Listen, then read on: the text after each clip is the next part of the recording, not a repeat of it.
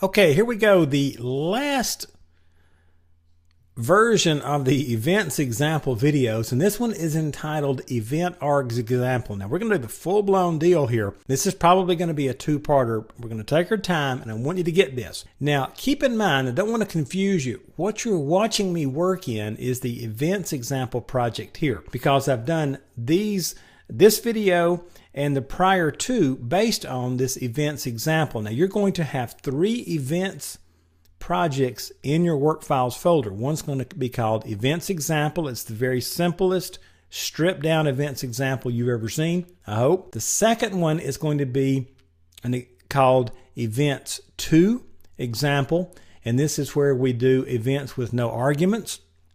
And the third example is going to be a no arg events example, okay? Or it's going to say event example with EventArgs. And so you can just go look for that one. Now I'm kind of putting them all together, and you may want to just follow along and do it this way. Build the very simple one and then customize it a little bit for no args, and then customize it a little bit more for arguments, or just look at all 3 of them separately, however you want to do this. But what I'm trying to do is help to make this as simple as possible for you. Once you get the power of this, you're going to see how to do events, callbacks, all sorts of cool things with these things, okay? So now let's talk about how we're going to change this. We did this one. Notice I'm going to go into the class here that we've built.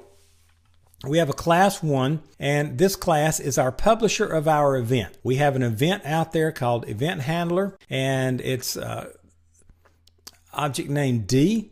All right, so it's the event D, and then we're just checking a value that we pass in. If it's greater than A, then we are calling our event, or we're raising our event in our class. So this is the publisher. Over here in our form, we are instantiating an instance of that class in our program, and then we are basically subscribing to that event D, and we're pointing it to the event raise handler method that we created over here in our application. Now we made this thing accept and call and pass an object and EventArgs. However, let's go back to the class. We set ours to call EventArgs empty. Now if we want to pass event arguments or other information, Microsoft says that we should create a separate class that inherits EventArgs.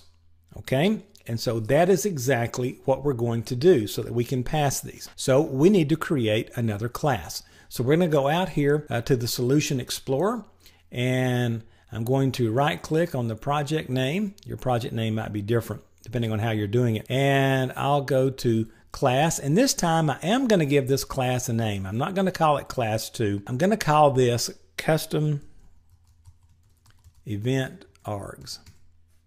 All right. So custom EventArgs, just like you see right there. All right. Then I'll click on add, and we will build this.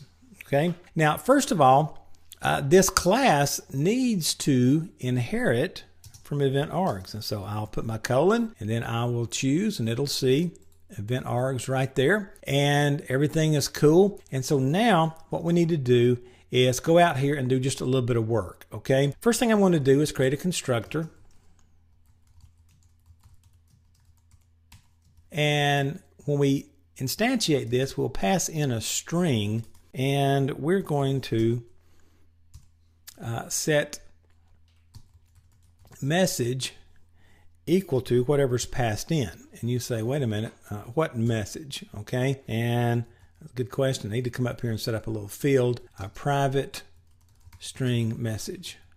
Okay, and that's a very we could do a property there and get and set and all that, but we're going to make it very simple here. Now, actually, let's go ahead and do that. Let's do a public string message. We might as well do it right, or close to right. Now we'll call get, and we'll return, if we can spell it right, message, our private field. And then we will call set, and we'll set message equal to value, which is going to be whatever was passed in.